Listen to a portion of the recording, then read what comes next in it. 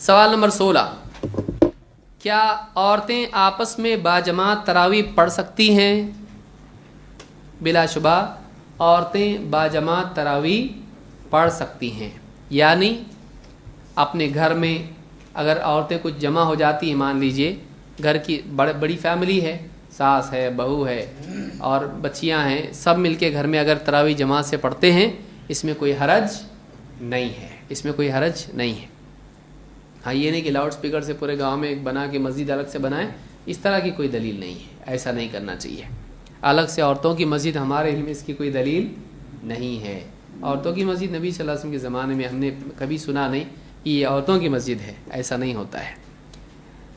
ابراہیم فرماتے ہیں، ابراہیم النخعی غالباً جہاں تک مجھ کو یاد وہی ہیں، ان عائشہ ام المؤمنین رضی اللہ عنہا، حضرت عائشہ ام المؤمنین سے یہ بات منقول یعنی ان سے مروی ہے، انہا کانت تؤم النساء فی شہر رمضان فتقوم وسطا، حضرت عائشہ رضی اللہ تعالی عنہا رمضان کے مہینے میں عورتوں کی امامت کرتی تھیں اور وہ فتقوم وسطا، وہ کہاں ٹھہرتی تھیں؟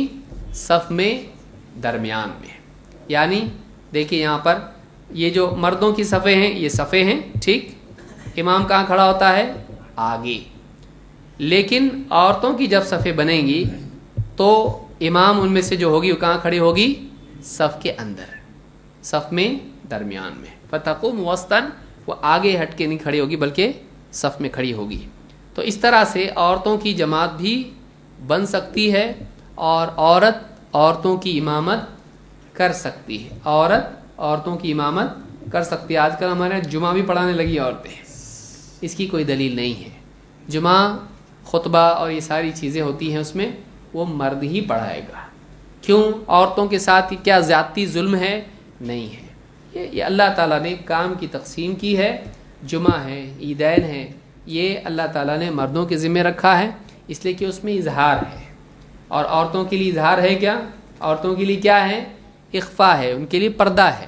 تو جہاں پردے کے معاملات ہیں عورتوں کو پردے کے ساتھ ہی وہ ذمہ داریاں دی گئی ہیں، مردوں کے لیے یہ ذمہ داریاں اللہ نے رکھی ہے۔ اور الرجال قوامون علی النساء، مرد عورتوں کے اوپر کیا ہیں؟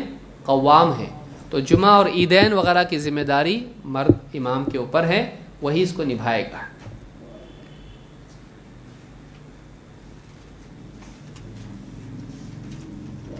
برابر اتنی کرنے لگیں کہ کہیں ٹھیک ہے پھر عورتیں بچے پیدا کرتی ہیں، مرد بھی پیدا کرنے لگیں، تو یہ کوئی بات ہے؟ اللہ نے جو تقسیم رکھی ہے مرد اور عورت کی، دونوں الگ الگ ہیں، ان کا جسمانی ڈھانچہ سے لے کر ان کا سائیکولوجیکل ڈھانچہ سے لے کر ان کی ذمہ داریاں سب الگ ہیں۔ کچھ چیزوں میں دونوں مشترکہ طور پر کام کرتے ہیں لیکن دونوں الگ ہیں۔ تو اللہ نے کچھ ذمہ داریاں مردوں پر رکھی ہیں، کچھ عورتوں پر رکھی ہیں۔ اب دونوں کو اس طرح سے برابر کر دینا یہ نادانی ہے، اس میں نقصان ہوگا۔